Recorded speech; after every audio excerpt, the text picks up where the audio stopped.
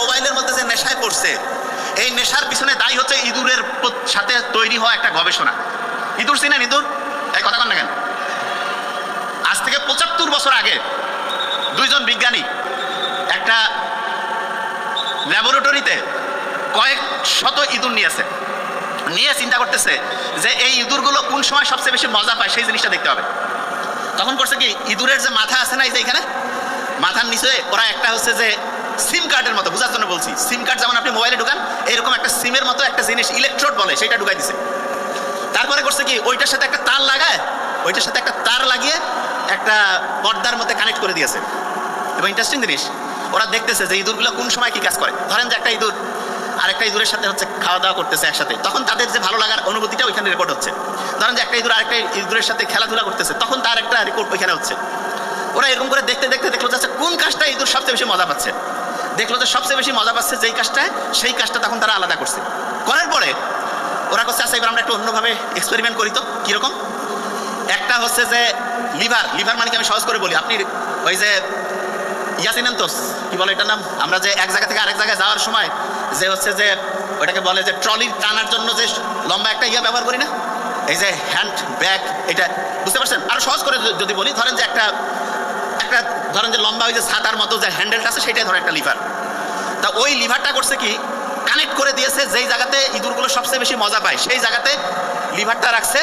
ওই জায়গায় যদি ইঁদুর পা দেয়, ওই জায়গায় যদি টাচ করে, সাথে সাথে ওর আনন্দের একটা অনুভূতি আসবে। বোঝার চেষ্টা করেন, খুব ইন্টারেস্টিং। বিজ্ঞানীরা এরকম করে সেট করে রাখছে ল্যাবরেটরির মধ্যে। একটা ইঁদুরকে একবার দিল, বা মজা লাগতেছে, 2 বার 5 বার 10 বার। একটা ইঁদুর যে আরেকটা ইঁদুরকে কানে কানে বলে যে এরকম একটা মজার খেলা পাওয়া গেছে। তাই নাকি? কয় হ্যাঁ।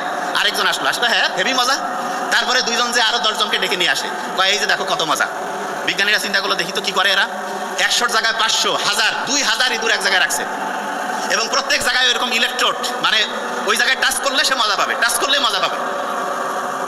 ভয়ঙ্কর দিক, 24 ঘন্টা গেল, 3 দিন গেল, 7 দিন যাওয়ার পরে যে ইঁদুরগুলো ওই যে ওইখানে টাচ করলে মজা পায়, প্রত্যেক দিন প্রায় 2500 বার করে ওই জায়গায় টাচ করে।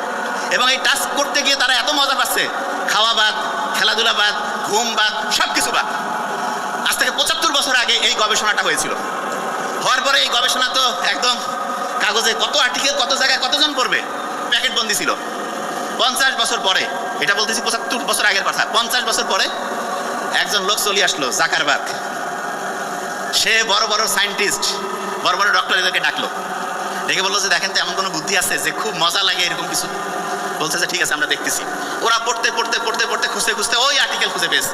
বলছে ইঁদুর যে আছে, এই ইঁদুর হচ্ছে ওই জায়গায় টাচ করলে দেখা যায় যে এরকম মজা লাগে। তাইলে হ্যাঁ এরকম আছে।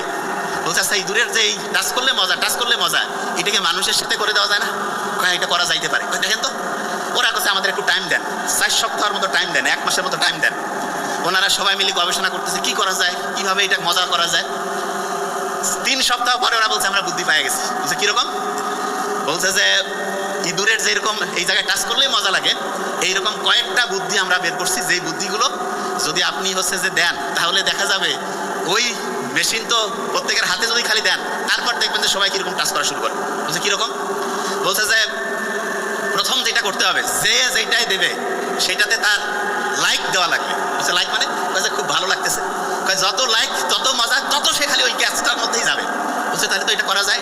লাইক সিস্টেম চালু হইলো। তারপরে বললো আচ্ছা কোন জিনিসটা বেশি মজার? বলছে ঝগড়াঝাটি বেশি মজার। তাই নাকি? হ্যাঁ। তাহলে এমনভাবে মেকানিজম করো, একজন আরেকজনের সাথে গ্যাঞ্জাম লাগাই দাও, যে কোনোভাবে গ্যাঞ্জাম তৈরি করে দাও। ওই গ্যাঞ্জাম থেকে 10 জন, 50 জন, 100 জন ওইখানে মারামারি করার জায়গা কই দিবেন? একটা সেকশন বানিয়ে দিব, উপরে জিনিস থাকবে, নিচে হচ্ছে মারামারি করার জন্য ইচ্ছা মতো। বলছে মারামারি করার আরো বুদ্ধি আছে। কি? চাইলে নাম দিয়েও করতে পারে। কেউ যদি চায় যে নাম আমি নিজের মানে ঠিকভাবে রাখবো না, ওইটাকে কি বলে যে হচ্ছে যে পরিচয় গোপন নেবে, তাও আছে। খুব ভালো। এইরকম করে ওরা কইলো আচ্ছা ঠিক আছে এরকম করে নয় দিলাম। তারপরে কি করা যায়? বলতেছে শুনেন আরেকটা বুদ্ধি আছে। সেটা কি? সেটা হচ্ছে এই যে ডিভাইসটা যে আপনি ওদেরকে দিবেন, এইটা আপনি এমন একটা সিস্টেম করেন যেই সময় ওরা সবচেয়ে একা থাকে সেই সময় তারা যাতে ব্যবহার করে। বুঝলেন? আজ থেকে বোধহয় 20-25 বছর আগে শয়তানি একটা সিরিজ চলে আসলো না, ডিজুস না কি নাম? মোবাইলে 25 পয়সা না 50 পয়সার একটা সিস্টেম ছিল। আমরা তখন বোধহয় ইন্টারে পড়তাম, যে একবার ফোন করলে যতক্ষণ মোবাইল কাটবে না কথা কইতে পারবে, একটা কলে একবার। এরকম একটা সিস্টেম অনেকে যারা 20-25 বছর আগে আছে তারা জানবে যে এটা কেমন নিয়ম। হ্যাঁ, কিন্তু মোবাইল কাটলে আবার নতুন করে টাকা দেওয়া লাগবে। মানে যমুনা নদী পার হইলে ব্রিজ দিয়া টোল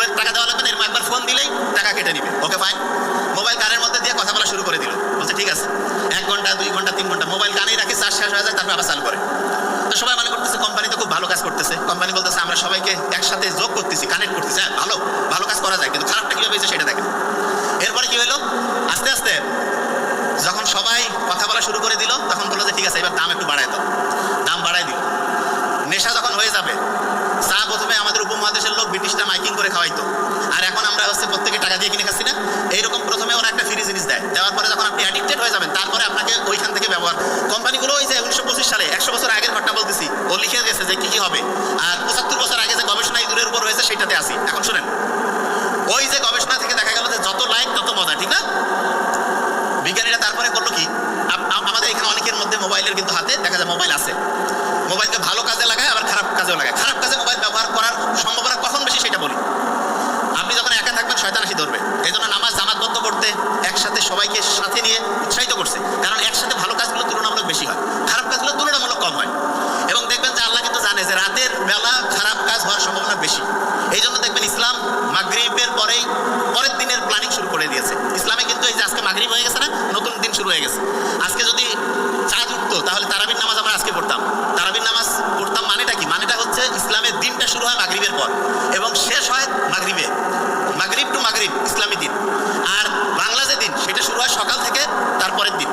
আর ক্যালেন্ডার অনুযায়ী খ্রিস্টীয় যে দিন আছে সেটা অনুযায়ী হচ্ছে 12টার পরে। দেখেন রাত 12টার পর্যন্ত জেগে আছে, 12টা 1 মিনিটে কেক কাটতেছে, অমুক করতেছে। ওই সময় ঘুমানোর কথা, এবং ওই সময় না ঘুমানোর কারণে দেখা গেল সে ওই সময় উঠে একটা প্রোগ্রাম করতেছে, ওই সময় হচ্ছে গল্প গুজব করে আন্দাজে টাইম লস করতেছে। সবচেয়ে বড় ক্ষতিটা যেটা সে করতেছে সেটা কি জানেন? তার মাথার মধ্যে আল্লাহ যে একটা ঘড়ি বসাই দিচ্ছে, সেই ঘড়িটা সে নিজে নিজে নষ্ট করতেছে। আমরা যে অসাধারণ হইতে পারি না তার বড় কারণ হচ্ছে ঘড়ি নষ্ট। যার ঘড়ি নষ্ট হয়ে গেছে সে অসাধারণ হইতে পারবে না। যার ঘড়ি ঠিক আছে, তার টাইম ঠিক চলবে, সে অসাধারণ হবে। ঘড়ি নষ্ট করার যতগুলো বুদ্ধি আছে তার মধ্যে সবচাইতে ভয়ঙ্কর বুদ্ধি হচ্ছে রাত জাগা। রাতে আপনি যত জাগবেন তত আপনার ঘড়ি নষ্ট হবে, আপনি ধ্বংসের দিকে যাবেন। এখন যে জায়গায় আমি ছিলাম, খেয়াল করেন, ইঁদুরের উপরে যে গবেষণা হইলো, গবেষণার অর্ধেক অংশে আমি আসছি। তারপরে কি হইলো, বিজ্ঞানীরা দেখলো আচ্ছা আমরা এখন হচ্ছে ওই লিভার যে আছে, যেই জায়গায় টাচ করলে মজা লাগে, টাচ করলে মজা লাগে, সেই জায়গাটা থেকে তাকে আমি ওই লিভারটাই উঠাই দিব। লিভারটা যখন সরাই ফেললো, ও আল্লাহ, ওই যে আপনার ইঁদুরগুলো খুব সারাদিন খালি ওইখানে যে লিভারে টাচ করতেছিল, তারা দেখা গেল আর খায়ও না, বন্ধু বান্ধবের সাথে গল্প গুজবও করে না। দেখা যাচ্ছে তারা হচ্ছে যে ফিজিক্যাল যে মুভমেন্ট সেটাও নাই, ডিপ্রেশনের মধ্যে চলে গেল। আপনার বাচ্চা কাছে অনেকে আছে না মোবাইলের মধ্যে অ্যাডিক্টেড। আপনি যে বড় ভুলটা করেন, একবারে কি করেন যে মোবাইলটা কেড়ে নিলাম, ঠিক আছে, নিয়ে কি করলেন যে তুই তোর মতো থাক, ওকে তো একলা ইঁদুরের মতো বানাই ফেললেন, সে ডিপ্রেশনের মধ্যে চলে যাবে। তাহলে ভাই বুদ্ধিটা কি বুদ্ধি আছে? বুদ্ধিটা হচ্ছে আপনার বাচ্চাকে আপনি যখন বুঝছেন যে এরকম, তখন তাকে হচ্ছে যে বড় স্ক্রিন বা বাসায় টেলিভিশন কম্পিউটার ওপেন স্পেসে রেখে সেইখানে তার সাথে একসাথে থাকেন, একসাথে গল্প করেন, একসাথে খোলামেলা প্রত্যেকের সাথে প্রত্যেকের আন্ডারস্ট্যান্ডিং ভালো হবে, দেখবেন আস্তে আস্তে নেশাটা কাটবে। একটা জিনিস বলি, মাথায় ঢুকবে প্রত্যেকের। এই যে বর্তমান সময়ে খাওয়া দাওয়া নিয়ে কিন্তু অত সমস্যা নেই, যত হাই সোসাইটিতে আপনি যাবেন তত বড় সমস্যা হচ্ছে মেন্টাল প্রবলেম, সাইকোলজিক্যাল প্রবলেম। তো এই যে প্রবলেমগুলো যে আসতেছে এগুলো কিন্তু আল্লাহ জানে। এই জন্য আল্লাহ বলেই দিয়েছে অশ্লীলতার নিকটবর্তী হইও না। অশ্লীলতার নিকটবর্তী হইও না মানেটা কি? মানে হচ্ছে যেখানে সামান্যতম অশ্লীলতার সুযোগ আছে কাছাকাছি যাইও না, গেলে শয়তান তোমার ওই জালের মধ্যে ঢুকাই ফেলবে। এখন প্রশ্ন হলো যে ভাইয়া তাহলে কেউ যদি ডিপ্রেশনের মধ্যে চলে যায় তাহলে তাকে বাঁচানোর জন্য আমাদের বুদ্ধিটা কি হবে? ধরলাম যে না গেলে তো ভালো, আলহামদুলিল্লাহ, কিন্তু ডিপ্রেশনের মধ্যে চলে গেছে, তাহলে তাকে আমি এখান থেকে ব্যাক করবো কি করে? ব্যাক করার জন্য একটা ফর্মুলা আছে। সেই ফর্মুলাটা বলার আগে কোরআনে পিঁপড়া নিয়ে একটা সূরা আছে। সূরাটার নাম হচ্ছে সূরা নামল। না বলেন না কেন? নামল, আমি আসবো। এই সূরাটার 27 নম্বর সূরা। কত নাম্বার? কত? 27। আমি চিন্তা করলাম যে আচ্ছা এত প্রাণী থাকতে আল্লাহ কয়েকটা জিনিস নিয়ে কোরআনে বলছে, তার মধ্যে একটা হচ্ছে পিঁপড়া। কয়েকদিন আগে একটা আর্টিকেল পড়লাম, পিঁপড়াদের আমাদের মানুষের মতো হচ্ছে তাদের হচ্ছে যে সোসাইটি আছে, একজন আরেকজনের হচ্ছে বাড়িতে দাওয়াত দেয়, একজন আরেকজনের সাথে বুদ্ধি পরামর্শ করে কাজ করে, সবাই মিলে সামাজিকভাবে কাউকে বয়কটও করে, কেউ দেখা যাচ্ছে যে একটা বিপদে পড়ছে তাকে হেল্প করে, খাবার দাবার জমায় রাখে। শুনলে অবাক হবেন, যেই খাবার তারা জমায় রাখে, ধরেন যে ওই খাবারের মধ্যে পানি পড়ছে, ওই খাবারের মধ্যে একটা প্রবলেম হয়েছে, ওই খাবার আবার তারা সবাই মিলে শুকায়। পিঁপড়ার যে শৃঙ্খলাবদ্ধ জীবন, সেটার সব কিছুর অসাধারণত্ব হচ্ছে পিঁপড়া অসাধারণ লিডার তৈরি করে। অসাধারণ কি তৈরি করে বলেন? এই যে একটা ছোট্ট পিঁপড়া নিয়ে যে আল্লাহ কোরআনে বলছে, এটার পিছনে কারণ হচ্ছে আমি যেটা বুঝি সেটা হচ্ছে পিঁপড়ার মতো ছোট প্রাণীর থেকে শেখার যদি সবচেয়ে গুরুত্বপূর্ণ একটা জিনিস থাকে তাহলে সেটা হচ্ছে সবচেয়ে গুরুত্বপূর্ণ হচ্ছে সৎ ভালো ইমানদার লিডার নিয়ে আসা। লিডার যত ভালো হবে